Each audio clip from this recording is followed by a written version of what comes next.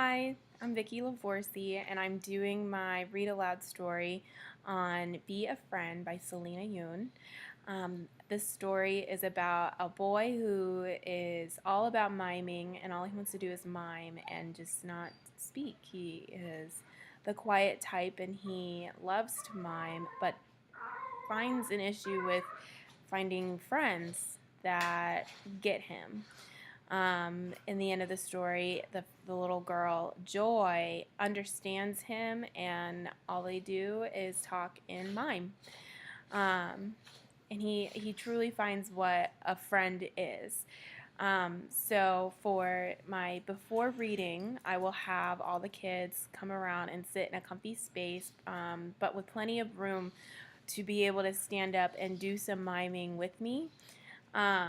Before reading, I'll ask them what is miming, and if they can show me some examples of miming. I have all of my stickies on the back and throughout my story. So I want them to notice the way that he's dressed, and I want the students to think about why the flower on the cover of the story is in red dotted lines. I also want them to think about the title, "Be a Friend." Like what to them means to be a friend. The purpose of this is that friendship is important. It's an important part of our lives, and I want them to think about what it means throughout the story. Okay, so we'll begin.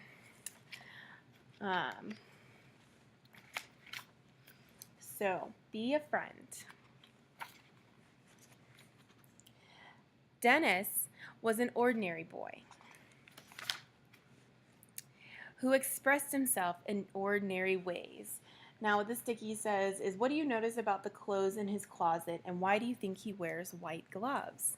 So I'll have the students look at the picture and give them plenty of time to see the picture and notice what his closet is about, that he's got the same kind of clothes. Here he's got the white gloves, and just why do you think that is? Everybody called him Mime Boy. So why do you think Dennis chooses to mime? I'll have the students think about that and talk.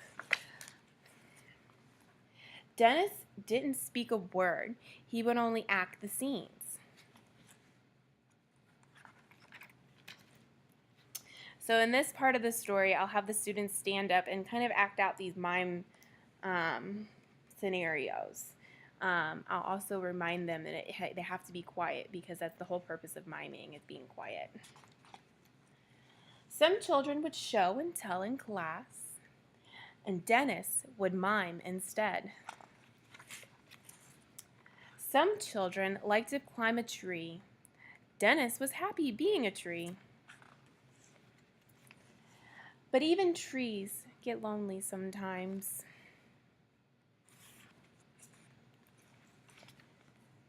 Dennis felt invisible. It was as if he were standing on the other side of a wall. Here I would have the students, what do you notice about the other children, and what might happen next? I'll have the students sit here and discuss what they might think will happen next. Until,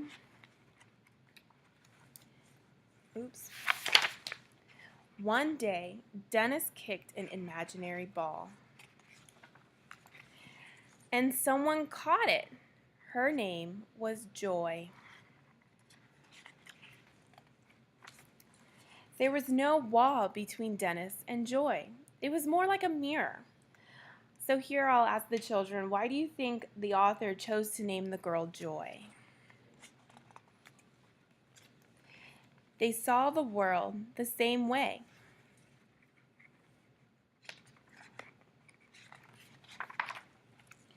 Dennis and Joy didn't speak a word, because friends don't have to.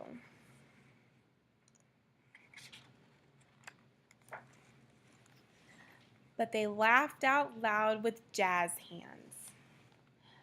Then here I'm gonna say, look carefully at the other shirts. What do you notice? And here I'll be looking for the children noticing that Joy's heart used to be Dennis's heart on his shirt. for all the world to see. The end. So after we get done reading the story, I'll have the children answer a couple questions. Some of them I have here is what happened at the end.